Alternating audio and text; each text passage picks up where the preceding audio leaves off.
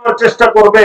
হ্যাঁ ভাই, তুমি যেই কাজে আসো, তুমি যেই ব্যবসায় আসো, তুমি যেই চাকরিতে আসো, সবকিছু ঠিক আছে, সবকিছু করো, কিন্তু তুমি আল্লাহকে ভুলো না। এর কারণ হলো এই, যদি তুমি আল্লাহকে ভুলে যাও তাহলে তোমার সব বরবাদ হয়ে যাবে। আর যদি তুমি আল্লাহকে পেয়ে যাও, আল্লাহকে মনে রাখতে পারো, তাহলে তোমার দুনিয়াও কামিয়াব হয়ে যাবে, আখিরাতও কামিয়াব হয়ে যাবে। তো আল্লাহকে মনে রাখতে হবে কি হবে না? এই দিলের ভিতরে একমাত্র রাখতে হবে আল্লাহকে। এই দিলের ভিতরে অন্য কারোর জায়গা নাই। এই দিলের ভিতরে রাজনীতির জায়গা নাই। এই দিলের ভিতরে ব্যবসার জায়গা নাই। এই দিলের ভিতরে অন্য কারোর মহাব্বতের জায়গা নাই। এই দিলের ভিতরে থাকবে একমাত্র আল্লাহর মহাব্বত। কথা বুঝে আসছে ভাই? আজকে যারা এই ময়দানে, আমি বসে বসে সবার সামনে সব সময় বলতে থাকি, বিশেষ করে কেউ না থাকলে আল্লাহর কাছে বলতে থাকি যে আল্লাহ, এই যে উপরে চট আর নিচে মাটি, আল্লাহ এইখানে যারা পিঠ লাগাইছে, একজনকেও তুমি আল্লাহর ওলি না বানায় তুমি কবরে নিও না। আমিন। এত আসতে আমিন বলবেন না? যদি আমিন না বলেন তাহলে তো মনে হইল এরকম যে আপনি এই দোয়াটার ওজনই বোঝেন নাই। আল্লাহর মহাব্বত যদি অন্তরের ভিতরে চলে আসে, আল্লাহর সাথে যদি সংযোগ পয়দা হয়ে যায়, তাহলে দিলের হালত কিরকম হয়, ওই হালত যদি বুঝতে হয়, ওই অবস্থা যদি বুঝতে হয়, সহজ তরিকা হলো যারা আল্লাহর ওলি, তাদের সংস্পর্শে থাকা, তাদের সঙ্গে কিছু সময় কথা বলা, তাদের কাছে যাওয়া আসা ওঠা বসা করা, তাদের মধ্য থেকে যারা দুনিয়াতে নাই তাদের জিন্দেগি, তাদের জীবনী বারবার শুনতে থাকা, তাদের জিন্দেগির এক এক দিন এক এক রকম, ছোটবেলায় কেমন ছিল, বড় বেলায় কেমন ছিল, ছাত্র জীবন কেমন ছিল, এই সমস্ত কিছু বারবার শুনতে থাকলে নিজের জিন্দেগিও পরিবর্তন হয়ে আল্লাহ তাবারক ওয়া তাআলার সাথে সংযোগ স্থাপন হয়ে যায়। কথা বুঝে আসছে ভাই? এই যে আমরা আজকে এই বাগানে বসে আছি, আজকে হাজারো হাজারো লাখো মানুষ, কিন্তু এক সময় তো এত মানুষ ছিল না, সামান্য মানুষ। হযরত মুজাহিদ আযম আল্লামা শামসুল হক ফরিদপুরি রাহমাতুল্লাহি আলাইহি, তিনি কি খুশি হইতেছেন না ভাই? এই ময়দানে যারা আসবে, তিনি যদি খুশি হন, তার তিনি যার দেওয়ানা রব্বুল আলামিন, তিনি খুশি হবেন না? তো তিনি খুশি হয়ে গেল তো আমাদের দুনিয়াও হয়ে গেল, আখিরাতও হয়ে গেল। হযরত মুজাহিদ আযম আল্লামা শামসুল হক ফরিদপুরি রাহমাতুল্লাহি আলাইহি বহু ঘটনা, বহু জীবনী আপনারা জানেন, অনেক কিছু জানেন, তারপরেও বারবার বলি, ঈমান কোথায় দেখেন, তাদের বিশ্বাস কোথায়, তাদের অবস্থান কোথায়। একবার তিনি মক্কা শরীফে হজের সময় হারাম শরীফে ইবাদত করতেছে। এক লোকের পাসপোর্ট, টাকা পয়সা যা আছে, থলি থাকতো আগের জামানায়, এখনো হাজিদের থলি থাকে, ব্যাগ থাকে, ওই ব্যাগ হারাই গেছে। বেচারা এত পরিমাণ পেরেশান যে হায়, যাওয়ার টাকাও নাই, পাসপোর্টও নাই, এখন কি করব। এমন পেরেশান হয়েছে যে তার কান্না কাটি এরকম যে আমি মনে হয় আর বাড়িতে ফিরে যেতে পারবো না, আমার পরিবার পরিজনের সাথে মনে হয় আর দেখা হবে না, কি যে হবে আমি বুঝতেছি না। এত হতাশ, কাঁদতেছে আর কাঁদতেছে, কাঁদতেছে আর কাঁদতেছে, এর কাছ থেকে ওর কাছে যাইতেছে, ওর কাছ থেকে ওর কাছে যাইতেছে, এক এক দরজায় দরজায় দৌড়াই বেড়াইতেছে। একজন বলছে যে তুমি এত জায়গায় না দৌড়াইয়া তুমি একটা কাজ করো, হারাম শরীফের ভিতরে বাংলাদেশের একজন আল্লাহর ওলি আছে বড়। কথা বুঝে আসছে? ওই হারাম শরীফের ভিতরে ওলি কে চিনেন আপনারা? আজকে যার ময়দানে আপনারা হাজির হয়েছেন, আজকে বলতেছে যে আসার পরে হুজুরে খুঁজে বের করছে হারাম শরীফের ভিতরে। খুঁজে বের করার পরে যাই এত কান্নাকাটি শুরু যে হুজুর আমার টাকাও নাই, পাসপোর্টও নাই, আমি কি করব, আমাকে একটা ব্যবস্থা করেন হুজুর। এমন কান্নাকাটি শুরু করছে, হুজুর সহ্য করতে না পেরে কিছুক্ষণ পরে বলতেছে যে বাবা, আমার কাছেও তো অতিরিক্ত টাকা বা কোনো ব্যবস্থা নাই, তবে আমার যে যাওয়ার টিকিটের টাকা, যা খরচ খরচা যেটা আমার কাছে আছে, এটা আমি তোমাকে দিয়ে দিলাম, তুমি বাড়ি চলে যাও, দেখি আমি আমার জন্য আল্লাহ তাআলা কি ব্যবস্থা করে। দিলটা কথা, দিলটা কত বড়, এই দিলের কাইফিয়ত কি, এটা আল্লাহ ওয়ালারা ছাড়া কেউ এরকম বলতে পারবে ভাই? নিজের টিকিট ছেড়ে দিতেছে, নিজের পয়সা ছেড়ে দিতেছে যে আমার কাছে তো অতিরিক্ত নাই, কিন্তু তোমার কান্নাকাটি দেখে আমার মায়া লাগছে। ওইটা যে আল্লাহর ওলির দিলের ভিতরে মায়া লাগছে, আমি আপনাদেরকে বুঝাইতে চাইতেছি। আল্লাহর ওলিদের নজরের ভিতরে আসতে পারলে, আল্লাহর ওলিদের দিলের ভিতরে আসতে পারলে আল্লাহর কাছে চলে যাওয়ার কোনো মুহূর্ত লাগে না, সময় লাগে না। ওই যে আল্লাহর ওলির মনের ভিতরে ব্যথা রাখছে, ইস আমার ভাই যদি যাইতে পারতো, তো যাক আমি আমারটুকু দিয়ে দিই। তো কিছুক্ষণ পরে বলতেছে যে আচ্ছা ঠিক আছে। ওই লোক ছাড়তেছে না কোনোভাবে, বলতেছে হুজুর আপনার টাকা নিয়ে আমি যাব, তা আপনার কি হবে? এটা লজ্জার বিষয়। বেচারা ওইটাও রাজি হইতেছে না। আপনি এটা কিছু করেন, একটু দোয়া করেন, একটু কিছু করেন, হুজুর এটা বুদ্ধি দেন। কি করবে বেচারা? ওই টাকাও নিতেছে না। এইসব যে হইতেছে আল্লাহ তখন দেখতেছে না ভাই। তারপরে হুজুর বললো যে আচ্ছা একটা কাজ কর, ওই তাহাজ্জুদের সময় উঠবা, তাহাজ্জুদ পড়বা প্রথমে, তারপরে আল্লাহর কাছে দোয়া করবা। আর একটু দোয়া শিখাই দিছে যে ওই সময় তো রাত, তাহাজ্জুদের সময় আকাশে তারা থাকে, ওই আকাশের দিকে তাকাইয়া, খোলা আকাশের দিকে তারার দিকে তাকাইয়া তুমি এই দোয়াটা পড়তে থাকবা। তোমার ঘাড় ব্যথা হবে, কিছু সময় কষ্ট হবে, কিন্তু তুমি ঘাড় নামাবা না। যখন তুমি আজান শুনবা তখন তুমি নিচের দিকে তাকাবা। আজান দিছে, এখন তো নামাজ পড়তে হবে নাকি ভাই? সে লোক সকালবেলা যাইয়া ঠিকই তাহাজ্জুদ পড়ছে, তাহাজ্জুদ পড়ে আল্লাহর কাছে কান্নাকাটি। তো আস্থা ছিল যে আল্লাহর ওলিদের কথা আল্লাহ তাআলা কোনদিন ফিরাইয়া দিবে না।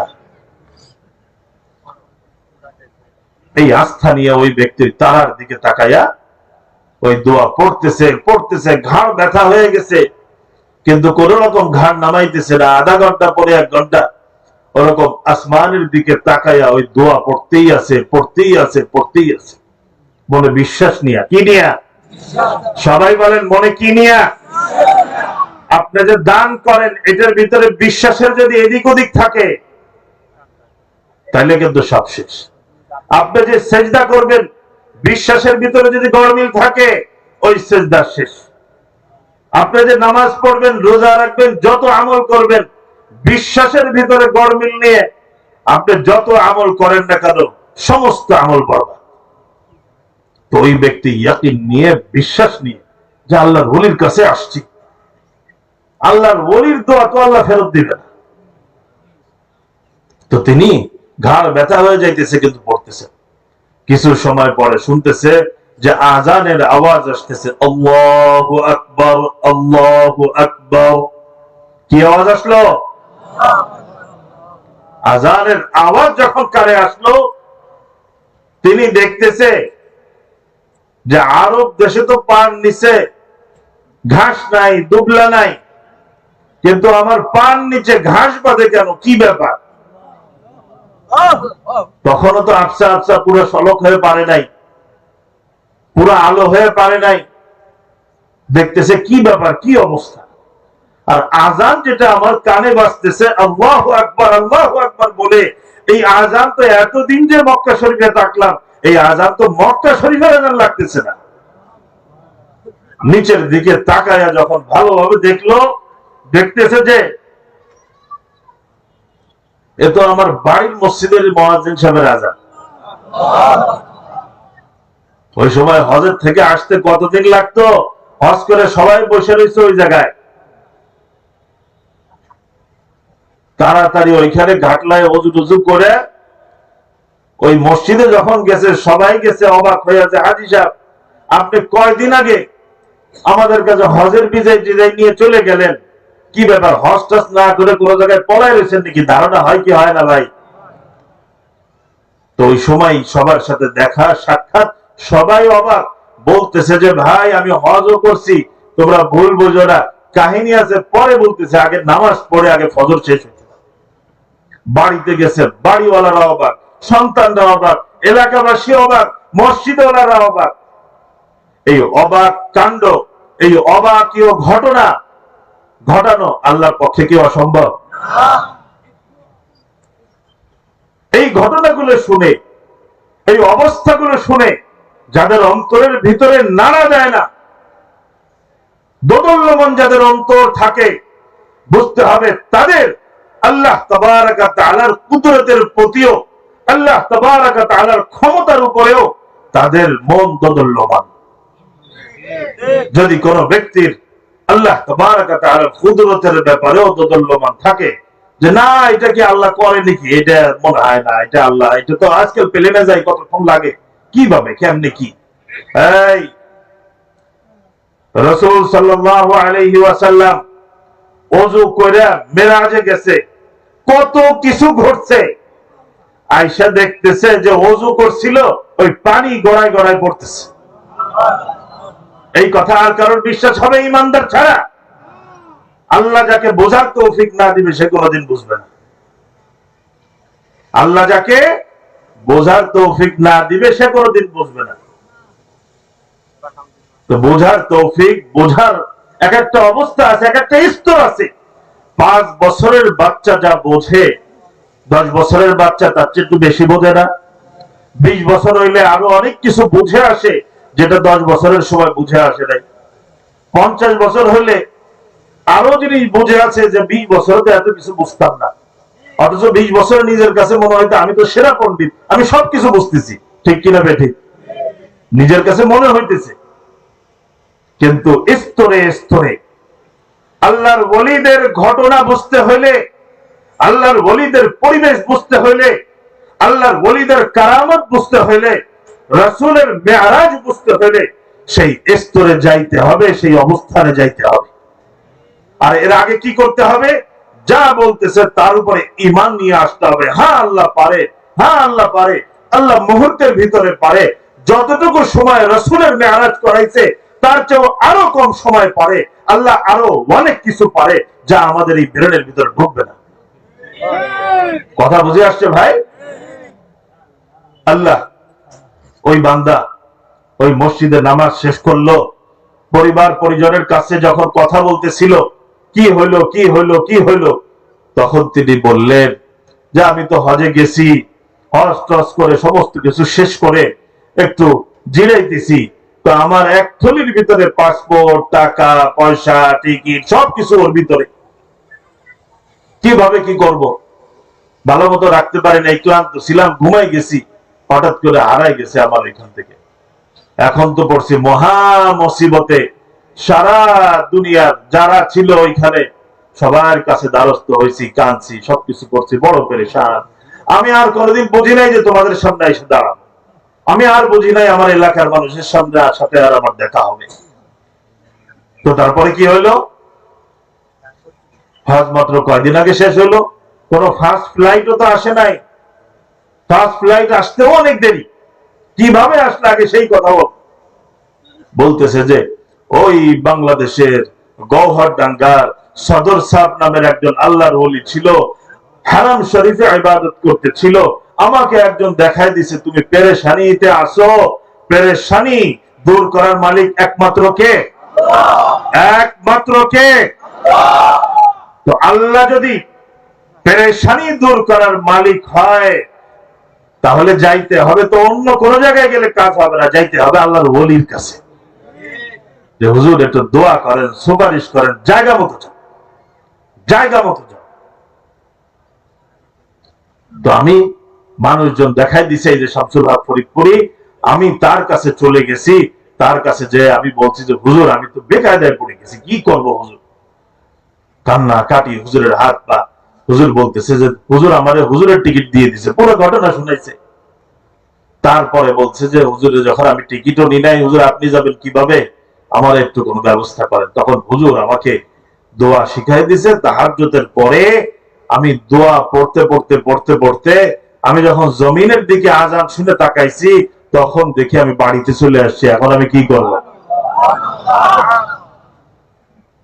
কথা বুঝে আসছে ভাই? এই হলো আল্লাহ তাবারক ওয়া তাআলার আল্লাহর ওলিদের সাথে মুআমালা। আল্লাহ তাবারক ওয়া তাআলার আল্লাহর ওলিদের সাথে মুআমালা। এই সদর সাবুদুর রহমাতুল্লাহ আলাইহির কবরের সামনে আইসা হাজার হাজার লাখো মানুষ এমন কোন দিন নাই যে শত শত হাজার হাজার মানুষ যারা এই মাদ্রাসার আশেপাশে আসে, এলাকায় আসে, কোথাও আসে, জেলার ভিতরে আসে, চিন্তা করে হুজুরের কবরের সামনে একটু হুজুরের জিয়ারত করে যায়। এইখানে যে হুজুরের কবর জিয়ারত করে, এই জিয়ারত করে কি বলে, ও সদর সাহেব হুজুর আমার টাকা নাই, টাকা দাও, আমার গাড়ি নাই, গাড়ি দাও, আমার বাড়ি নাই, বাড়ি দাও, এই কথা বলে নাকি? তারা ওই আল্লাহর ওলির জন্য দোয়া করে। কায়দাটা শিখেন। আল্লাহর কাছ থেকে যে নিবেন, আল্লাহর কাছ থেকে যে পাবেন, আল্লাহকে যে খুশি করবেন, এর একটা তরিকা আছে না, এর একটা কায়দা আছে না, এর একটা সিস্টেম আছে না। সিস্টেমটা দেখেন, আমাদের বুজুর্গদের সিস্টেমটা। তো আল্লাহর ওলিদের কবরের সামনে আইসা দোয়া করে যে আল্লাহ, এই যে কবরে তোমার ওলি শুয়ে আছে, তার যে মাকাম তুমি দিছো, তার মাকামকে আরো তুমি বাড়ায় দাও, তাকে জান্নাতের মাকাম আরো উচ্চ করে দাও। কার জন্য দোয়া করে? কার জন্য? ওই কবরওয়ালা ওই আল্লাহর ওলির জন্য দোয়া করে। তো আল্লাহর ওলির জন্য দোয়া করলাম, তো আমার ফায়দা কি? আমার ফায়দা কি? দেখেন, আলেম ওলামা, আল্লাহর ওলিদের জেহেন, তাদের কথা হইলো ওই আল্লাহর ওলির জন্য যখন তুমি দোয়া করো, তখন আল্লাহ তাবারক ওয়া তাআলা আর সহ্য করে না, বলে যে বান্দা এটা গুনাহগার, ঠিক আছে মানলাম, সমস্ত কিছু মাইনা নিলাম, এর পুরা জিন্দেগি গুনাহে ভরপুর, সবকিছু মানলাম, কিন্তু এ আয়েশা আমার পাগলের জন্য, আমার ওলির জন্য, যাকে আমি ভালোবাসি তার জন্য দোয়া করতেছে, যা আমি তোকেও আল্লাহর ওলি বানায় দিলাম। তো যেই ব্যক্তি কবরওয়ালার জন্য দোয়া করলো, তার সমস্ত সমস্যার সমাধান কে করলো? তাকে আল্লাহর ওলি কে বানায় দিল? তাকে রূহানি তারাক্কি কে দিয়ে দিল? তার অন্তরকে নূরে কে ভরে দিল? অনেকে দেখলে যাকে ইলম হলো পানির উপর দিয়ে ভাসে, দুই কায়দার ইলম নাই, সরেয়া সরেয়া ক শিখা, কোরআনের তরজমা পড়া আলেমের কাছে একটা মন্তব্য নিয়ে আসে যে হুজুর এদিক ফিরে দোয়া, ওদিক ফিরে দিয়ে কি করব, কোন দিক করব? আরে তুই যেদিকেই ফিরে দোয়া করিস, দোয়া করতেছিস তো আল্লাহর কাছে। তুই যেদিক ফিরে করিস, হাত উঠাইলেও দোয়া হবে, হাত না উঠাইলেও দোয়া হবে, চোখ বন্ধ রাখলেও দোয়া হবে, চোখ না বন্ধ রাখলেও দোয়া হবে, আওয়াজ করে বললেও দোয়া হবে, মনে মনে বললেও দোয়া হবে, রাতে বললেও দোয়া হবে, দিনে বললেও দোয়া হবে। ঠিক না? ঠিক। দোয়া সব সময় হবে। এখান থেকে একটা কথা বলি, দোয়া কিন্তু কেউ কখনো ছাড়বেন না। নামাজের পরে দোয়া করতেছেন, ঠিক আছে, একরকম দোয়া। হাঁটতে হাঁটতে হঠাৎ মনে পড়ছে, মনে মনে দোয়া করা শুরু করে দিবেন। কোথাও বসে আছেন, একা একা হঠাৎ মনে পড়ছে কোনো একটা সমস্যা নিয়ে, আল্লাহর সাথে কথা বলা শুরু করে দিবেন। এই দোয়া যদি কেউ দোয়ার আমলটা, দোয়ার অভ্যাসটা তার জিন্দেগিতে বেশি বেশি রাখে, ও আল্লাহ আমার ছেলেটা লাইন মতো নাই, তুমি একটু ঠিক করে দাও, তুমি একটু ঠিক করে দাও, তুমি একটু ঠিক করে দাও, এইরকম যদি আল্লাহর কাছে বলতে থাকি বলতে থাকি বলতে থাকি, আর যদি আল্লাহর ওলিদের মজমার আশপাশ থেকে ঘুরতে থাকি, কি মনে হয় আল্লাহ তাআলা কি আমাদের জিন্দেগি পরিবর্তন করে দিবে না ভাই? আমার সমস্ত সমস্যার সমাধান আল্লাহর কাছ থেকে নিতে হবে, কিন্তু ভাবতে হবে, কিন্তু ইয়াদ রাখতে হবে, পদ্ধতিটা, তরিকাটা, সিস্টেমটা সঠিক রাখতে হবে। এখন যদি কেউ কবরের কাছে যায়, আল্লাহর ওলির কবর, কিন্তু সেখানে যে যদি কেউ সেজদা করে, জায়েজ হবে? মানুষ আসে বিভিন্ন দূর দারাজ থেকে, যে কবর, সদর সাহেবের কবর, আইসা দেখে কি হুজুর কি খালি দুবলো কাটা, বাঁশ কাটা, এই এক তো স্বাভাবিক, একটু লাইট টুইট আপনাকে টাকা পয়সা আমি করে দিই, আমি একটু লাইট টুইট লাগাইয়া লাল চাদর টাদর দিয়ে আমি কি কর, এগুলো শরীয়তে জায়েজ আছে? এগুলো শরীয়তে নাই। শরীয়তে কবর ওয়ালার কাছে না, আল্লাহর কাছে চাবা, আল্লাহর কাছে ওই কবর ওয়ালার জন্য দোয়া করবা, তাহলে আল্লাহ তাবারক ওয়া তাআলা তোমার হাজাত, তোমার সমস্ত কিছু, তোমার জিন্দেগির মোড়ই পরিবর্তন করে দিবে। তো এই গহরডাঙ্গার বাজারে আমরা অনেকেই আসি, অনেকেই যাই, এই যে কষ্টটুকু আমরা করতেছি, আপনাদের কি বিশ্বাস এই কষ্টটুকু কি বিফলে চলে যাবে? আল্লাহ কি এই কষ্টের বদৌলতে আল্লাহর ওলি বানায় দিবে না? অন্তরের কাইফিয়ত, অন্তরের রং আল্লাহর কাছে সবসময় দোয়া করতে হবে, আল্লাহ আমি যা কিছু করতেছি করি, আমার অন্তরটাকে তুমি আল্লাহর ওলিদের অন্তরের মতো বানায় দাও। আল্লাহর ওলিদের অন্তর কেমন? ওই যে শুরুতে বলছি, ওই মুজাহিদে আজমের যেই অন্তর, ওই আশরাফ আলী থানভীর যেই অন্তর, ওই হুসাইন আহমদ মাদানির যেই অন্তর, ওই হাকিম আখতার নওয়ারাল্লাহু মারকাদাহুর যে অন্তর, আল্লাহ তাবারক ওয়া তাআলা ওরকম অন্তর বানায় দিবে। কেমন অন্তর সেইটা? সেই অন্তরের কাইফিয়ত কি, সেই অন্তরের মজা কি, সেই অন্তরের লজ্জত কি, সেই অন্তরের অবস্থা কি, এটা তো ওই অবস্থায় যখন যাবেন তখন বোঝা যাবে, তখন মনে আসবে। কিন্তু তার আগে চোখ বন্ধ করে শুধু আল্লাহর ওলিদের যেই অন্তর, আল্লাহ ওয়ালাদের যেই অন্তর, সেই অন্তরের জন্য দোয়া চাইতে থাকতে হবে। এক সময় বুঝে আসবে খাজা আজিজুল হাসান কেন বলছিল হর তমন্না দিল সে রুখসত হো গই, আব তু আজা আব তু খলওয়াত হো গই। সারাদিন বলতে থাকতো, পাগলের মতো বলতে থাকতো, আল্লাহর সাথে কথা বলতে থাকতো, ও আল্লাহ, দিলে আর কোনো কিছু চাই না, আর কোনো পিপাসা নাই, আর কোনো স্বাদ নাই, আর কোনো মজা নাই, আর কোনো তামান্না নাই, আর কোনো আশা নাই, আর টাকা চাই না, আর বাড়ি চাই না, আর নারী চাই না, আর কোনো কিছু চাই না। এই যা কিছু ছিল দুনিয়ার হালকা পাতলা সমস্ত কিছু দিলের থেকে চলে গেছে।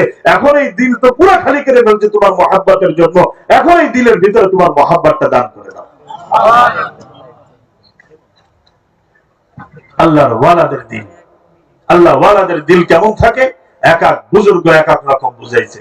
ওই যে খাজা আজিজুল হাসান মাজুব রাহমাতুল্লাহ আলাইহি শের পড়লাম, হর তমন্না দিল সে রুখসত হো গই, अब तो आजा अब तो खलवत हो गई। হযরত শামসুল হক ফরিদপুরি রাহমাতুল্লাহ আলাইহির কথা একটাই, সারা জীবন যা লেখছি, সারা জীবন যা পড়ছি, সারা জীবন যা করছি, সারা জীবন যত ইবাদত যা কিছু করছি না কেন, অঙ্ক হলো একটাই, যদি এই কথাটা হাজারো না লাখো বার তুমি দিনের ভিতরে বারবার জপো, বারবার বলো, এটার মজা কোনোদিন শেষ হবে না। তুমি দুনিয়ার সবকিছু পাইয়াছো কিন্তু আল্লাহকে পাও নাই, তুমি কিছুই পাও নাই, তুমি জিরো, তুমি জিরো ঘোষণা, তুমি জিরো, আল্লাহকে পাও নাই, তুমি কিছুই পাও নাই। আল্লাহু আকবার। আল্লাহ ওয়ালাদের দিল কেমন থাকে? হযরত হাকিম মোহাম্মদ আখতার সাহেব নওয়ারাল্লাহু মারকাদাহু, আমাদের দাদা হযরত রুমিয়া জামান, আজীব জবান, আজীব আশার, আজীব নকতা বয়ান করতেন, আজীব আজীব কথা বলতেন। আল্লাহ তাবারক ওয়া তাআলা তার জন্য দোয়া করি, আল্লাহ তাদের আমাদের আকাবির হযরত সকলের কবরকে আল্লাহ তাআলা জান্নাতের উচ্চ মাকাম দান করুক, তাদের সকলের কবরকে আল্লাহ তাআলা জান্নাতের বাগিচা বানায় দিক। তিনি কিভাবে বুঝাইছেন? বুঝাইছে যে এই আল্লাহর ওলিদের দিলের হালত শোনো, আজীব ব্যাপার। বলছে যে কোরআনের ভিতরে কি পরিমাণ আলোচনা, জান্নাতের, জান্নাতের দেওয়াল কেমন হবে, সৌন্দর্য কেমন হবে, হুর কেমন হবে, দুধ কেমন হবে, ফল কেমন হবে, মাছ কেমন হবে, গোশ কেমন হবে, মেহমানদারি কেমন হবে, বিছনা কেমন হবে, জান্নাতের এই যে তাজকিরা গুলো কোরআনের ভিতরে আসছে, এই যা কিছু আসছে, এই সমস্ত মানুষকে বোঝানোর জন্য জান্নাতের মণিমুক্তার সাথে এই দুনিয়ার মণিমুক্তার কোনো মিল নাই, জান্নাতের স্বর্ণের সাথে এই দুনিয়ার স্বর্ণের কোনো মিল নাই, জান্নাতের চাকচিক্যর কাছে এই দুনিয়ার কোনো চাকচিক্যর মিল নাই, জান্নাতের বিছনার কাছে এই দুনিয়ার কোনো ফরাশ কোনো বিছনার কোনো মিল নাই, জান্নাতের শরাবের কাছে দুনিয়ার কোনো শরাবের মিল নাই। মানুষ বুঝবে না তাই নাম দিয়ে দিয়ে বুঝাইছে।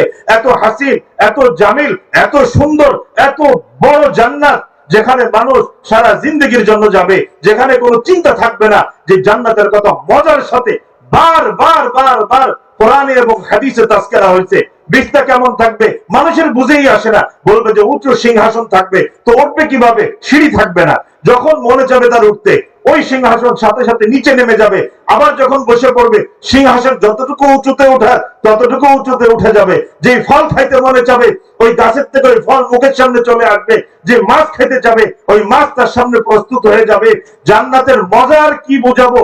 জান্নাতের মজা বোঝার মতো আমাদের ক্ষমতা নাই। এত মজাদার জান্নাতে যখন এই মানুষকে দেওয়া হবে, ওই মানুষ যখন জান্নাতে ঢুকবে বড় অবাক হয়ে যাবে। কিন্তু ওই জান্নাতে যাওয়ার পরে যখন প্রথমেই তার রবের দিদার হবে, আল্লাহ তাবারক ওয়া তাআলাকে যখন দেখবে, আল্লাহকে তো আমরা এই দুনিয়াতে দেখি নাই, ঈমান আনছি, আল্লাহকে না দেখে গায়বের উপরে ঈমান আনছি। যখন এই জান্নাতে যে আল্লাহ তাবারক ওয়া তাআলাকে দেখবে, বলতেছে যে তখন ওই জান্নাতের সমস্ত নাজ ও নিয়ামত সে ভুলে যাবে, আল্লাহ তাবারক ওয়া তাআলার আশিক হয়ে যাবে, তার দিলের ভিতরে আর কোনো কিছুই থাকবে না, সমস্ত মজা তার কাছে তিতা হয়ে যাবে, সমস্ত মজা তার কাছে ফিকা হয়ে যাবে। সে তো সবচেয়ে বড় মজা আল্লাহকে দেখার ভিতরে পাবে। এই ওই জান্নাতের এত মজা যদি তিতা হয়ে যায় আল্লাহকে দেখাইলে, তাহলে তুই কি আল্লাহ ওয়ালাদের দিলের হালত, দিলের অবস্থা বুঝিস না? যেই দিলের ভিতরে আল্লাহ চলে আসছে, তার দিলের ভিতরে কি এই দুনিয়ার কোনো মজা থাকতে পারে? এই হলো আল্লাহ ওয়ালাদের দিল। যেই আল্লাহ ওয়ালার দিলের ভিতরে আল্লাহ চলে আসছে, জান্নাতে দেখবো ওই জান্নাতের সমস্ত নিয়ামত, ওটার কোনো গুরুত্ব থাকবে না। সেই আল্লাহ যার দিলের ভিতরে চলে আসবে, তার দিলের ভিতরে দুনিয়ার কোন ভয়, দুনিয়ার কোন ডর, দুনিয়ার কোনো কিছু থাকবে না। কিন্তু তাকে দেখে তুমি বুঝবা না, তাকে দেখে তুমি বুঝবা না। নবীকেও তখন মানতে চায় নাই। কেমন নবী? নবী তো হবে যিনি নাকি এরকম ওরকম ফেরেশতা, তার কিছু ভিন্নতা থাকবে। তিনি বাজারে যায় আসে আমাদের মতোই, সবকিছু খাওয়া দাওয়া সবকিছু আমাদের যেরকম, এরকমই এরকমই আল্লাহর ওলিরাও এরকমই তোমার সাথে কথা বলতেছে, হাসতেছে, তার ব্যবসা, তার বাণিজ্য, তার কাজ, তার সামাজিকতা, তার সমস্ত কিছু তিনি আঞ্জাম দিয়ে যাচ্ছে। কিন্তু তুমি তো দেখতেছো তার চোখ, তার চেহারা, তার নাক, তার আওয়াজ, তার কান, তার মাথা, তার শরীর, কিন্তু তুমি তো তার দিল দেখতেছো না। এই দিল তো 24 ঘন্টা আল্লাহর জন্য লেগে আছে। কথা বুঝে আসতেছে ভাই? এখন যে আল্লাহর ওলি হবে, যারাই হবে না কেন, মানুষ মাত্রা ভুল আছে, কিন্তু এই ভুল লিস্টি করার দায়িত্ব আল্লাহ তাবারক ওয়া তাআলা কিন্তু আমাকে আপনাকে দেয় নাই, দিছে নাকি? যে পাড়া প্রতিবেশী যারা আছে, কেডা কি করে, কেডা কয়টা মিথ্যা কথা বলে, কেডা কত গীবত করে, কে কি করলো, এর লিস্টে তুমি রাখবা। আর তুমি মরে গেলে তোমার সাওয়ালে বলে যাবা। এই দায়িত্ব দিছে আমাকে। কিন্তু আমরা ফিরি ফিরি এই দায়িত্ব পালন করি, দেখি যে কেডা কেডা খারাপ কাজ করলো। আর হুজুরকে খারাপ কাজ তো সবার কাছে মনে হয় প্রত্যেকের পকেটে পকেটে লিফলেট থাকে। কথা বুঝে আসছে? যে হুজুর এই যে দেখেন, এই দেন এই ভিডিও ঠিক হলো, এইটা ঠিক হলো, ওই যে ওই ভিক্ষুক ওনার কত টাকা তার বড় আইছে। ভাই, তার মুআমালা তার সাথে আর আল্লাহর সাথে, তুমি মাঝখানে এত কি দরকার? তোমার মনে চাইলে ভালোবাসো, না মনে চাইলে চুপ থাকো। তোমার ভালো চাইলে তাকে কিছু দাও, না মনে চাইলে চুপ থাকো। কিন্তু তুমি মাঝখানে, আল্লাহর বান্দা তো সে, আল্লাহর বান্দা তো সে। আল্লাহ তাবারক ওয়া তাআলা আমাদের যে সন্তান হয়, সন্তান যদি কালো হয়, মহব্বত কি কম থাকে? সন্তান যদি অসুস্থ হয়, মহব্বত কি কম থাকে? সন্তান যদি ল্যাংড়া থাকে, লুলা থাকে, প্যারালাইজ থাকে, কি বলেন, বাবা মার মহব্বত কি কম থাকে? সন্তান, সন্তানের সম্পর্ক বাবা মার সাথে, বাবা মা কি সন্তানদের হাতে ধরে বানাইছে নাকি? দুনিয়াতে আছে মাত্র। আর যেই রব্বুল আলামিন বড় মহাব্বতের সাথে যেই বান্দাদের রং দিছে, যেই বান্দাদের চোখ বানাইছে, যেই বান্দাদের নাক বানাইছে, পুরো শরীরটাকে তার মতো করে সে বানাইছে, একজনের সাথে আরেকজনের মিলে না, একজনের সাথে আরেকজনের মিলে না। এই প্রত্যেকটা আঙ্গুলের ছাপ থেকে শুরু করে প্রত্যেকটা পশম থেকে এই সমস্ত কিছুর তৈয়ার, এই সমস্ত কিছু সৃষ্টি কে করছে? আল্লাহ তাআলা বড় মুহাব্বতের সাথে, প্যারের সাথে আদর করে বানাইছে। এই বান্দাকে নফরত করার হক আমার আপনার আছে? আমার আপনার নাই। এই বান্দাকে ঘৃণা করার, এই বান্দাকে নিয়ে কিছু বলার হক আমার আপনার নাই। আমরা যখনই এই লাইনে যাই, বুঝতে হবে যা কিছু ভালো কাজ করছি, শয়তান একটা নেক্সট সূরাতে এই সমস্ত কিছু ধ্বংস করার জন্য আমার সামনে গীবত নিয়ে আসছে, আমার সামনে অপরের দোষ খুলে দিতেছে। অমুকে কি করে, তমুকে কি করে, তার ই কেমন, তার আমল কেমন, তার ইবাদত কেমন। শয়তানকে বলবেন যে শয়তান, আজকে গওহরডাঙ্গার মাহফিল থেকে এই মেসেজ নিয়ে আসছি, আজকে থেকে কবর পর্যন্ত আমি আর কারোরটা দেখতে পারবো না, আর কারোর দোষ ত্রুটি আমি লিস্টি করব না। আমি আমারটা বুঝবো, আমি শুধু আল্লাহর কাছে আমার দোষ ত্রুটি, আমি কোথায় আছি, আমার কতটুকু তারাক্কি দরকার, আমার কি কি অপরাধ আছে, এটা নিয়ে শুধু আল্লাহর সাথে আমার সাথে মুআমালা হবে। দুনিয়ার আর কারোর গীবত, আর কারোর দোষ ত্রুটির দিকে আমি নজর দিব না। পারবেন ইনশাআল্লাহ? ইনশাআল্লাহ, ইনশাআল্লাহ। আল্লাহ তাবারক ওয়া তাআলা এইটাকে আবার আগামী বছর পর্যন্ত অন্তত দিলের ভিতরে বসায় দিক সবার। এই জিনিসটা কিন্তু অত্যন্ত গুরুত্বপূর্ণ। আমল নষ্ট হয়ে যায়, আমল চলে যায়, জিন্দেগি বরবাদ করে দেয়। আল্লাহর কোন বান্দাকে আমরা নিচু চোখে দেখবো না, ঠিক আছে? নফরাতের সাথে দেখবো না, কারণ মুআমালা আমার সাথে না, আর আলেম ওলামা তো অনেক দূরের কথা। আচ্ছা এখন তো বলেন, এই যে এতক্ষণ বললাম আল্লাহর ওলিদের কথা, যে আল্লাহর ওলির জন্য দোয়া করলে তোমার মাকাম বাড়বে, আল্লাহর ওলির জন্য দোয়া করলে তুমি আল্লাহর থেকে পুরস্কার পাবা, আল্লাহর ওলির জন্য দোয়া করলে তুমি আল্লাহর ওলি হবা, এত বড় সওয়াব, এত বড় স্থান আল্লাহর ওলিদের জন্য, আল্লাহর ওলিদের সাথে মহাব্বত করার কারণে, আল্লাহর ওলিদের সাথে সংশ্লিষ্টতার কারণে, আল্লাহর ওলিদের সাথে কানেকশন পয়দা করার কারণে যদি হয়ে থাকে, তাহলে যদি তার উল্টা করি যে আল্লাহর ওলিদের দিলে মহাব্বত দিই, আল্লাহর ওলিদের সেকেলে, রাসূলের সেকেলে, সাহাবায়ে কেরামের সেকেলে তাদের মতো বেশভূষা লেবাসওয়ালা আলেম ওলামা অন্তত তাদের ভিতরে কিছু না থাকুক, তাদের মুখে তো সুন্নতে দাঁড়িয়ে আছে নাকি ভাই, তাদের মাথায় তো টুপিটা আছে, তাদের লেবাসটা তো পাঞ্জাবি পায়জামা ওই রাসূলের, ওই সাহাবায়ে কেরামের, ওই আল্লাহর ওলিদের। যদি তাদেরকে নিয়ে কথা বলি তাহলে সেটার আল্লাহ তাবারক ওয়া তাআলা নারাজও তো তার উল্টা হবে। আল্লাহ তাআলা এমন নারাজ হয় আল্লাহর ওলিদেরকে নিয়ে বেয়াদব যারা, যারা আল্লাহর ওলিদের নিয়ে বেয়াদবি করে, কারোর আঞ্জাম, কারোর শেষ, কারোর মৌত, কারোর জিন্দেগি আপনি সুন্দর পাবেন না। আল্লাহ তাবারক ওয়া তাআলা এই দুনিয়াতে প্রকাশ্যভাবে মানুষের সামনে আল্লাহ তাবারক ওয়া তাআলা তাদেরকে শাস্তি দিতে দেওয়া শুরু করে দেন। কবরের শাস্তি তো পড়েই আছে, আখিরাতের শাস্তি তো পড়েই আছে, কিন্তু দুনিয়ার থেকে আল্লাহ তাবারক ওয়া তাআলা শাস্তি কিন্তু শুরু করে দেয়, শাস্তি শুরু হয়ে যায়। অতএব যেই দল, যেই মত, যেই পরিবেশ, যেই সংগঠন, যেই প্রতিষ্ঠান, যেই সংঘ, যেই বন্ধু, যেই ভাই আমার ভিতরে বেয়াদবির কাইফিয়ত ঢোকানোর জন্য চেষ্টা করবে, যারা নিজেদের যেখানে গেলে মানুষের ভিতরে বেয়াদবির আসর চলে আসে, এই সমস্ত পরিবেশ থেকে সকলেই দূরে থাকবো ইনশাআল্লাহ। আমার যে বন্ধুর ভিতরে বেয়াদবি আছে, উল্টাপাল্টা কথা বলতে হবে, তাকে বলতে হবে যে ভাই তোমার এই উল্টাপাল্টা কথা আমি সহ্য করতে পারতেছি না, আল্লাহর ওয়াস্তে তুমি আমাকে মাফ করে দাও, তোমার সাথে বন্ধুত্ব আমি কিছুদিন মওকুফ রাখবো, তুমি কিছু মনে করো না, যেদিন তুমি পরিবর্তন হবা, অপরের দোষ বলা বন্ধ করবা, আল্লাহর ওলিদের প্রতি তোমার মহাব্বত হবে, সেদিন আবার তোমার সাথেও আমার সাথে দোস্তি হবে।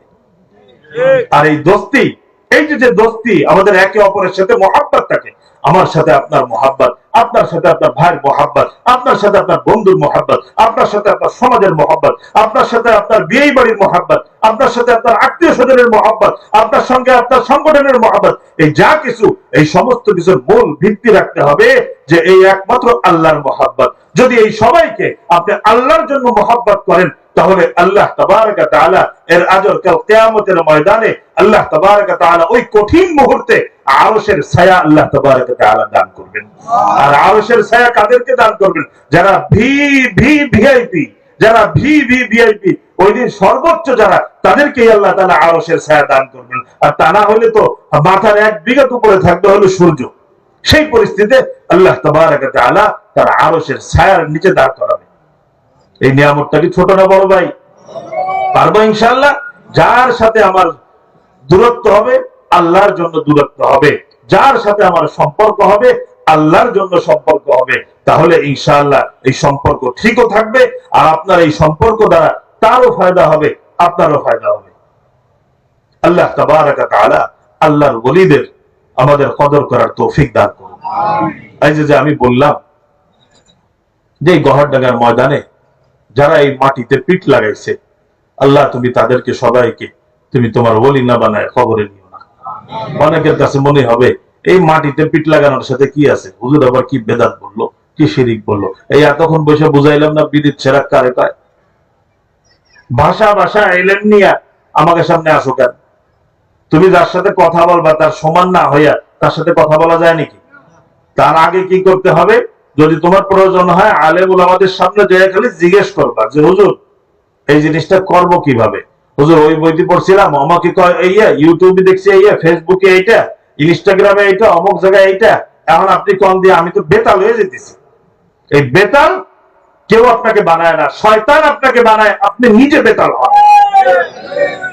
কারণ আপনি এত কিছু দেখেন কেন? এত কিছু দেখেন কেন?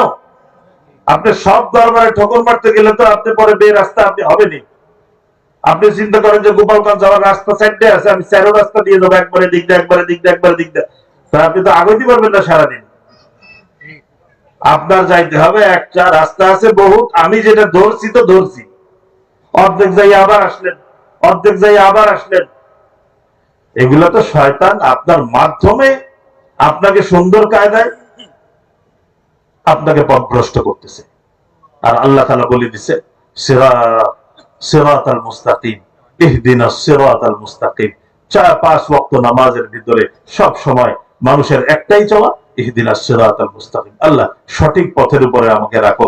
যদি গোমরা অনেক পথ না থাকতো, শয়তানের অনেক পথ না থাকতো, ইউটিউবের অনেক পথ না থাকতো, ফেসবুকের অনেক পথ না থাকতো, অনলাইনের অনেক পথ না থাকতো, তাহলে কি আল্লাহ তাআলা শুধু একটা পথ সিরাতে মুস্তাকিমের উপরে থাকার কথা বলতো নাকি? বহুত শয়তানের রাস্তা আছে, বহুত হাজারো হাজারো রাস্তা আছে। যখন হাজারো হাজারো জায়গায় যাবেন, হাজারো হাজারো জিনিস দেখবেন, তখন কিন্তু এরকম করে আপনিও পথভ্রষ্ট হয়ে যাওয়ার সম্ভাবনা থাকবে।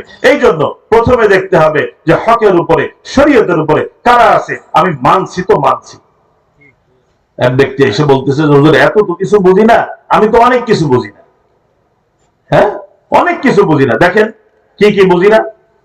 আল্লাহর উপরে ঈমান আনতে হবে যে আল্লাহ আছে, রসুলের উপরে ঈমান আনতে হবে, কোরআনের উপরে ঈমান আনতে হবে, আরো বহুত কিছু আছে। সমস্ত কিছুর উপরে বিশ্বাস, ঈমান, যেটাকে আকীদা বলে, এই সব কিছু করতে হবে। আমি তো এতটুকু জানি, কিন্তু আল্লাহর উপরে ঈমান আনার ভিতরে অনেক বিস্তারিত বহুত কিছু আছে। কি কায়দা ঈমান আনতে হবে, তিনি কোথায়, তার কি বহুত বিস্তারিত।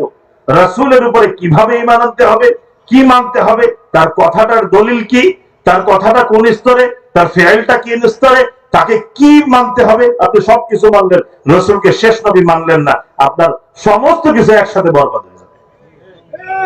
আপনি খালি চিন্তা করেন, আমি কালিমার প্রথম তো মানছি, শেষ আর শেষ শুরু নাই, শেষ আর শুরু নাই, একটা জায়গায় খোঁজা দিয়ে দিয়েছিলাম তো সব শেষ। তা আমি তো খালি মোটা মোটা জানি। আমরা সবাই আল্লাহরে মানতে হবে, নবীরে মানতে হবে, কোরআনকে মানতে হবে, এই ওই ওই কালিমা যেগুলো পড়ি সেগুলো জানি। আলেম ওলামারা জানে যে কাকে কিভাবে কোন কাইফিয়তে কোন তরিকায় মানতে হবে। আজকে যে দেখেন বাতিল ইহুদি নাসারাদের দালাল, তাদের পক্ষ থেকে এজেন্ট যারা আমাদের সমাজে আছে, তারা সুন্দর সুন্দর রুমাইল পরে, দামি দামি জুব্বা পরে, দামি দামি লেবাস লাগায়, তাদের ফেসবুকের ক্যামেরা বড় ক্লিয়ার, খুব সুন্দর কথা বলে, তাদের অ্যাক্টিংও খুব ভালো, শুনলে মনে চায় ওই টিভির স্ক্রিনের ভিতর থেকে তাদেরকে আরো করে লাভ দিই। কথা বুঝে আসতেছে, কথা বুঝে আসতেছে।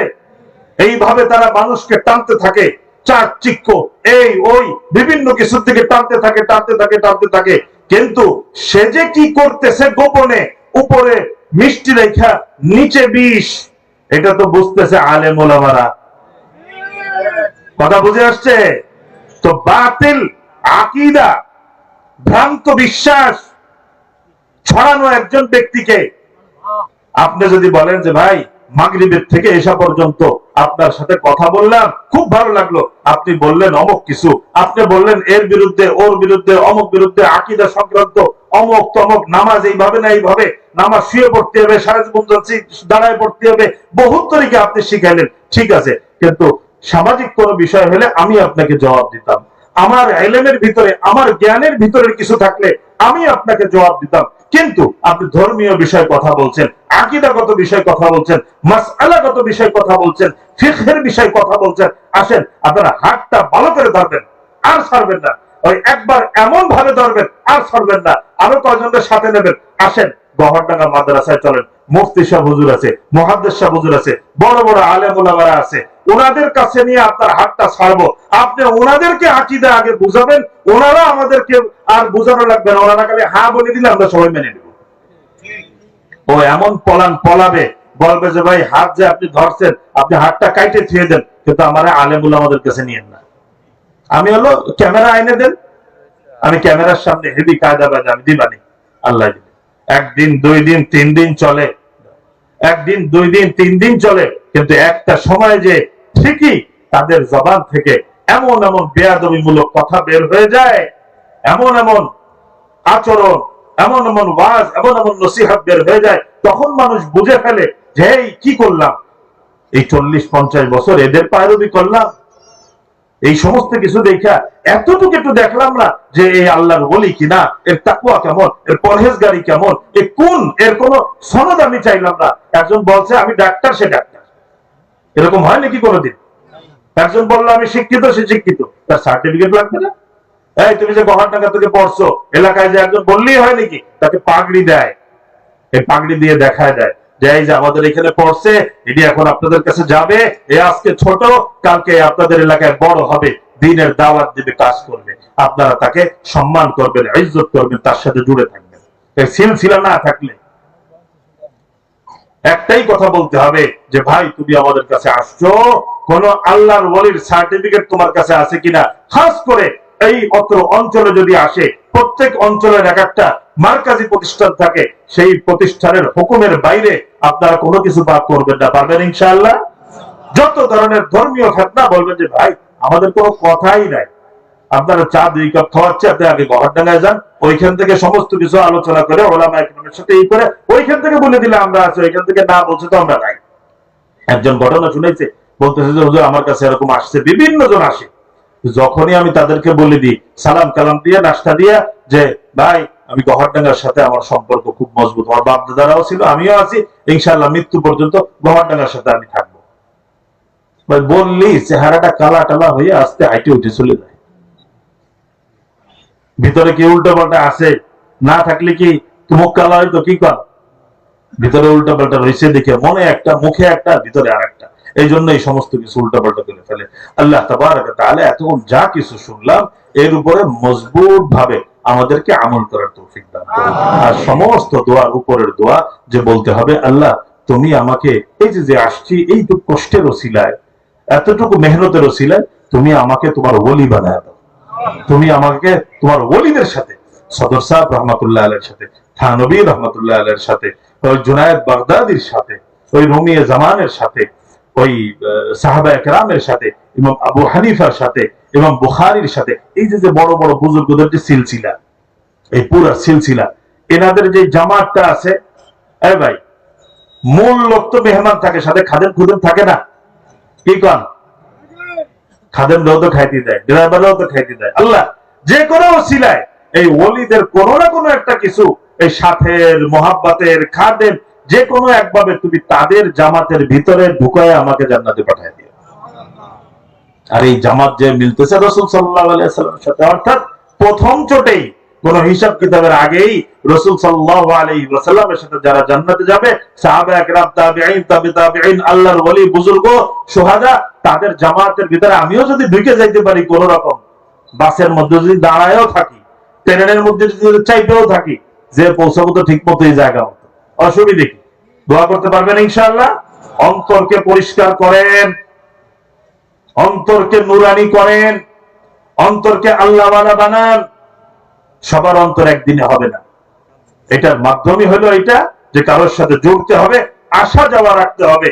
আমাদের প্রতি মাসে এখানে মজমা হয়, ইসলাহি মজলিস হয়, আরো বিভিন্ন যা কিছু হয়, গহরডাঙ্গা যখনই ডাক দেবে সমস্ত খেতাবালি একদিকে রেখে দিয়ে ময়দানে চলে আসবেন। পারবেন ইনশাআল্লাহ? আল্লাহ তুমি সবাইকে কবুল করে নাও। এখন আমি কিছু বিষয়, একটু মাদ্রাসা সংক্রান্ত কিছু বিষয় একটু আপনাদেরকে বলি। আলোচনা জুমার আগের শেষ, বলার পরেই আমরা নামাজের দিকে যাব ইনশাআল্লাহ। আমাদের মাদ্রাসা যে চলে আল্লাহর মেহেরবানিতে, আল্লাহ তাবারক ওয়া তাআলা আপনাদের ছোট ছোট দানের ওসিলায় আমরা চলি। আমাদের আজ থেকে 4, 5, 7 বছর আগেও এত খরচ ছিল না, মাত্র 1 কোটি, 2 কোটি, 1.5 কোটি টাকা খরচ হইতো। এখন আস্তে আস্তে আল্লাহর মেহেরবানিতে আল্লাহ তাআলা প্রায় 10 কোটি পর্যন্ত নিয়ে চলে আসছে। সুবহানাল্লাহ বলবেন না? এত দ্রুত, এত খরচ, এত তারাক্কি, আমার জানা মতে এটা আশ্চর্যজনক একটা ব্যাপার। এটা আল্লাহ তাবারক ওয়া তাআলার খাস রহমত না থাকলে, আর এর ওসিলা আল্লাহ তাবারক ওয়া তাআলার খাস বান্দারা না থাকলে এটা কোনোদিন সম্ভব না। আমরা আপনাদের থেকে যেই আজীবন সদস্য, কত সুন্দর একটা শব্দ, আজীবন, যতদিন বেঁচে আছেন আপনি মাদ্রাসার সদস্য। এই কথা বুক ফুলে বলতে পারবে। তো এই সদস্য হয়েছি তো এই কারণে যে মরার সময় ফেরেস্তারেও কব যে আমি কিন্তু একটা মাদ্রাসার আজীবন সদস্য, আর সেই মাদ্রাসাও সদস্য। এই কাজে লাগার জন্যই তো আজীবন সদস্যতা হয়েছি। কি কন অন্য কারণে হয়েছি? বিমা করতেছি, বিমা জমা দিচ্ছি, ডাবল করে হুজুর ফেরত দেবে না এই জন্যই দিচ্ছি নাকি? হ্যাঁ, এটা আখিরাতের বিমা। তো বলবো না, আমি বুক ফুলে বলবো, ফেরেস্তা যে আসুক, কবরে ধরতে আসলেও বলবো যাই আমি গহরডাঙ্গার আজীবন সদস্য। যদি কেউ আল্লাহ তাবারক ওয়া তাআলার কাছে যে যেরকম আশা করবেন, আল্লাহ তাবারক ওয়া তাআলা তাকে সেরকম করে সেই জিনিসের প্রতিদান দান করবেন। তো আশা রাখতে হবে যে আমি গহরডাঙ্গা মাদ্রাসার আজীবন সদস্য হয়েছি, এটার বদলেই আল্লাহ তাবারক ওয়া তাআলা আমার এহকাল পরকাল আল্লাহ তাআলা নূরে নূরান্বিত করে দিবে। আমরা আজীবন সদস্যত্ব থেকে টাকা দিই, এটা আমাদের একটা উৎসব। আমরা ইদানিং শুরু করছি ভাই। আগে গহরডাঙ্গা মাদ্রাসাতে আমরা এই 5-7 বছর আগের 5 বছর আগের কথা বলতেছি, হাজার হাজার মানুষ হাজার হাজার বাড়িতে লজিং থেকে খাইতো। আমাদের এই আশপাশের মানুষ বড় মহাব্বতের সাথে তাদেরকে খাবার দিত। ওনারা একটু খারাপ খাইলেও ওই তালিবুল ইলম একটু ভালো খায় সেরকম করে তার জন্য দিত। নিজেরা একটু পান্তা ভাত খাইলে তালিবুল ইলমকে পান্তা ভাতের সাথে একটা কলা দেওয়ার চেষ্টা করতো, একটা মরিচ দেওয়ার চেষ্টা করতো, যাতে একটু সে আরেকটু মজা করে খায়। ওই মজা করে খাইয়া সে পড়বে, সে একদিন আল্লাহর ওলি হবে। তো আল্লাহর ওলির পেটে আমার পেটে পড়ছে, আমার ভাত পড়ছে ওই আল্লাহর ওলির পেটে, আমার ভাত পড়ছে ওই তালিবুল ইলমের পেটে। সে যদি একজন সদর সাহেব হয়, সে যদি একদিন থানবী হয়, সে যদি একদিন আসেন নানুতুবির হয়, তাহলে তো তার পেটের ভিতরে তো আমার ভাত আছে নাকি ভাই? তো আমরা বর্তমান পরিস্থিতিকে চিন্তা করে আমরা এই লজিংটাকে বন্ধ করে দিছি, যে মানুষের বাড়িতে বাড়িতে গেলে পড়ালেখায় বিশৃঙ্খলা হয়, মোবাইলের ফেতনা আসছে, বিভিন্ন ফেতনা বর্তমানে। তো আমরা একই সাথে হিম্মত করে আমরা এই লজিংটাকে বন্ধ করে দিছি। বন্ধ করে দেওয়ার পরে আমাদের বোর্ডিং এর উপরে বিশাল চাপ, প্রতিদিন 1 টন চাউল লাগে, 1000 কেজি। আল্লাহর মেহেরবানি, আলহামদুলিল্লাহ পড়েন যে ভাই। 3-4 হাজার মানুষ প্রত্যেক ওয়াক্তে খায়, প্রত্যেক ওয়াক্তে খায়, আলহামদুলিল্লাহ। আর খাবারের মজা যদি আপনারা শুনেন, খাওয়াইলে তো খাওয়াই কুল পাওয়া যাবে না। তাই 1 চামচ করে দিলে আর উঠবেন না, খাবার কি মজা এটাই। কালকে আমি রান্না দেখতে গেছি, আমি একটু খাইছি, সে এখনো মনে হয় স্বাদ লাগে। কারণ আমরা তো বেশি কিছু দিতে পারি না, ওই কদু দিয়ে একটা ঘোটা দিই, ওর ভিতরে আল্লাহ তাআলা মজা বানায় দেয়। তো আমরা একটা সিস্টেম চালু করছি যে মানুষ তো খাওয়ায় না, কিন্তু মানুষের চেয়ে তো মহাব্বতটা তো আছে। তো আমরা একটা বরকতি কলস তৈরি করছি, যেটার নাম দিছি বরকতি কলস। আর কি এই কলসটা যদি মানুষের ঘরে থাকে, তাহলে প্রতি ওয়াক্তে আপনি যে আমাদের তালিবুল ইলমদেরকে মেহমানদারি করাইতেন, ওই একটু চাউল আপনি অল্প অল্প করে 1 মুঠ হোক, তার চেয়ে একটু কম হোক, আপনি একটু রাখলেন। তা আপনার সাথে গহরডাঙ্গার সম্পর্কটা এমন থাকলো যে প্রত্যেক ওয়াক্তে আমার মেহমানদারি গহরডাঙ্গাতে চলতেছে। কথা বুঝে আসছে? আমি তো একজনের ডাক দিয়ে বাড়ি এসে প্রতিদিন খাবে, একটু ভেজাল হয়ে যেত, আমি দিয়ে দিছি। আমি এই গহরডাঙ্গার তালিবুল ইলম, এই আল্লাহর ওলি, এদেরকে আমি মেহমানদারি করার ভিতরে শরীক থাকতেছি। আমরা বরকতি কলস দিছি। এখন চিন্তা করছি, বরকতি কলস যে আমরা দিলাম, অনেকে বলে যে হুজুর কিছু ভাবলেন না, চিন্তা করলেন না। আলহামদুলিল্লাহ, গহরডাঙ্গা আলাদের চিন্তা যেখান থেকে শুরু, এই চিন্তাটা তো সদর সাহেব হুজুরের চিন্তা, এই চিন্তা তো আল্লাহর ওলিদের বরকতের চিন্তা। তাদের চিন্তা যেখানে রয়েছে, এটা বুঝতে তোমার একটু সময় লাগবে। একটু আগে বয়সের কথা বলছি না, যে একটু বয়স লাগে, একটু ভারে ভারে, সবকিছু এক বয়সে বোঝা যায় না। কালকে ওই যে আমাদের ফারেদিনদেরকে বললাম যে ভাই, তোমরা এক জামানায় বুঝতে না, তোমাকে পিটাইছে, বুঝাইছে, পড়াইছে, এখন তোমরা আইসা ওই পিটানো, ওই কষ্ট যেটা তোমরা করতে চাইতে না, জোর করে তোমাদেরকে করাইছে, সেটা নিয়ে এখন তোমরা মাঝে মাঝে আনন্দ উপলব্ধি করবা যে আলহামদুলিল্লাহ, হুজুর যদি আমার একটু শাসন না করতো, আমি তো এতটুকু হইতে পারতাম না। কিন্তু তোমরা যদি ওই সময় এরকম করতা যে না হুজুর, এটা যুক্তিতে আসতেছে না, টেকনিকে আসতেছে না, বুঝতেছি না, আমি এর দ্বারে কাছে নাই, আমি এগুলো বুঝবো না, এরকম যদি তোমরা করতা, তাহলে কি হইতো? তুমি মানুষই তো হইতে পারতা না। ওই যে একজনের উদাহরণ দিলাম, একজন বাচ্চা, সে বলতেছে তার 4 বছর বয়স, তার দেশে পড়তে জন্মের চালু, সে এসে বলতেছে হুজুর পড়াইছে যে নামাজ হলো বেহেশতের চাবি। কি নামাজ হলো বেহেশতের চাবি। এখন তার কথা যে ঘরে যে তালা খোলে, আলমারি খোলে যে চাবি, এই নামাজ আবার চাবি হয় কিভাবে? এটা না বোঝানো পর্যন্ত আমি হাদিসটা আপাতত লিখবো না, পরীক্ষা আমি দেবো না। ঠিক আছে, বুঝতে পারছেন?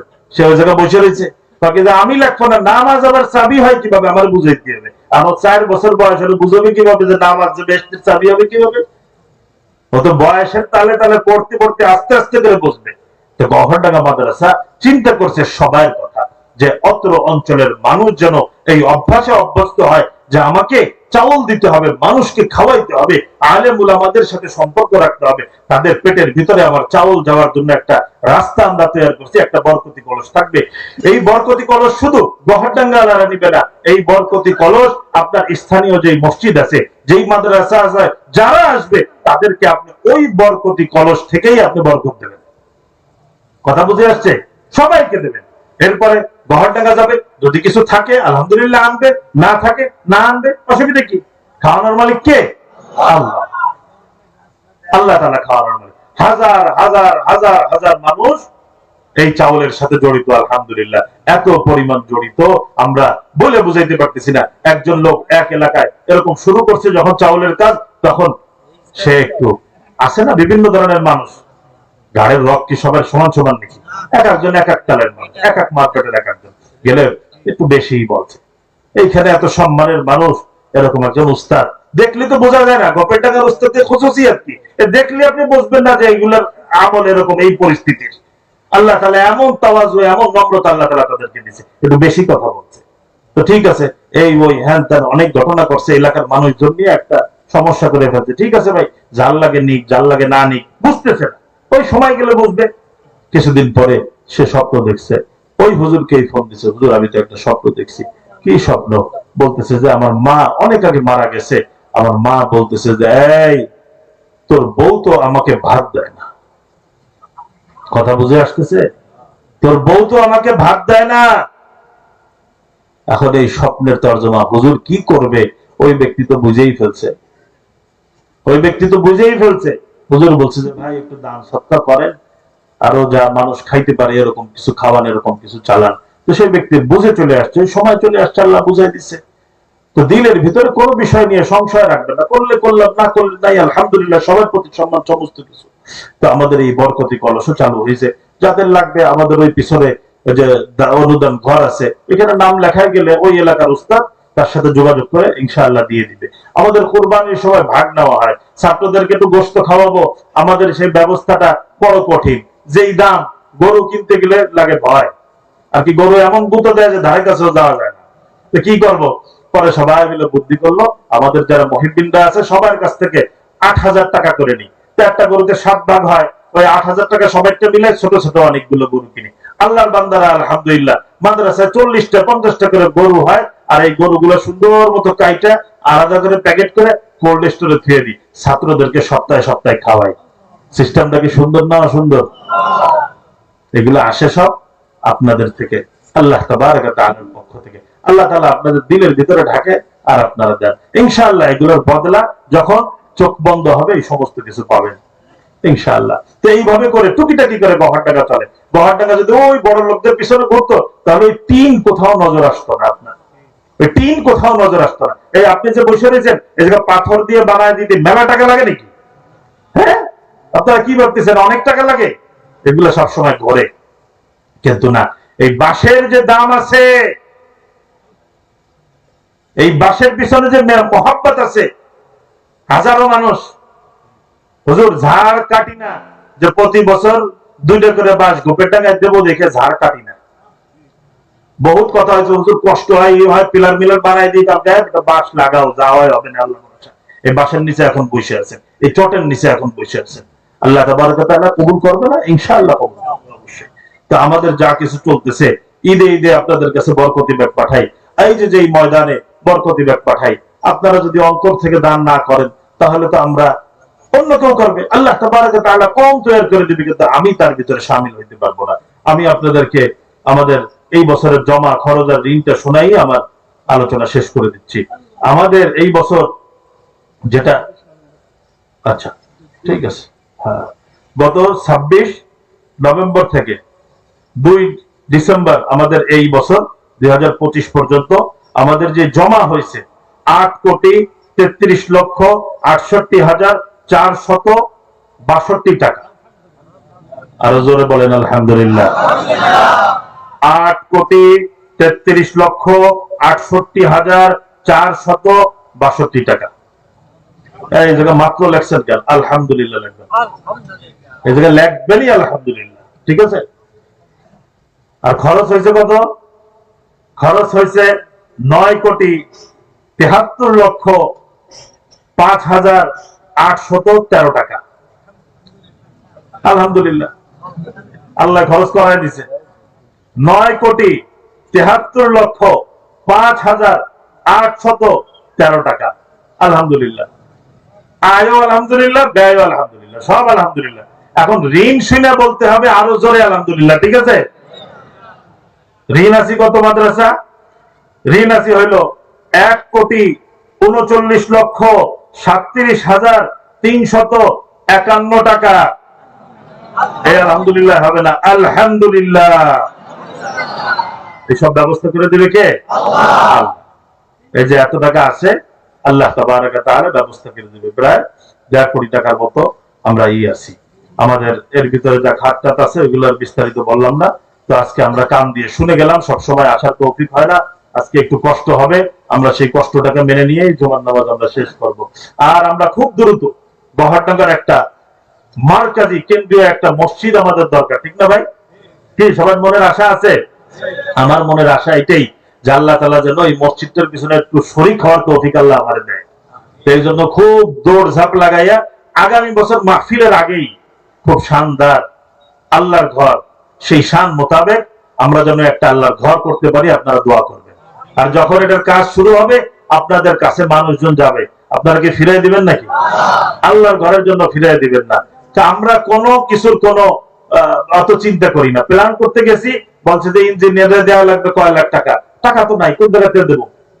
তো বললো যে আপনি যে প্ল্যান করতে আসছেন যে মসজিদের, সেই মসজিদ বানাইতে লাগবে 50 কোটি টাকা, আর আপনাদের 5 লাখ টাকা নাই প্ল্যান করার জন্য। বলছি না, নাই, এখন তো নাই। প্ল্যান যে করবো তার জন্যই 1 কোটি টাকার মতো লাগবে। আমি বলছি দিতে পারবো না। কোন জায়গাতে দেবো? আস্তে আস্তে আগে প্ল্যান করেন, কাজ শুরু করেন। আপনি পাগল নাকি? হ্যাঁ, এই সমস্ত বস্তু ইঞ্জিনিয়ার ডাক্তারদের আসবে না, এটাই তো স্বাভাবিক। এগুলো তো আল্লাহর ওলিদের বুঝ, যে কোত্থেকে আসে কিভাবে হয়, যে আপনারা যারা সাথে আছেন তারা সবাই জানেন। আল্লাহ তাবারাক ওয়া তাআলা আমাদের সকলকে আল্লাহর ওলির এই প্রতিষ্ঠানের সাথে সব সময় মৃত্যুর আগ পর্যন্ত নিষ্কণ্টক ভাবে অন্তর দিয়ে সম্পৃক্ত থাকার তৌফিক আল্লাহ তাআলা দান করুন। ওয়া আখির দাওয়ানা আলহামদুলিল্লাহি রাব্বিল আলামিন।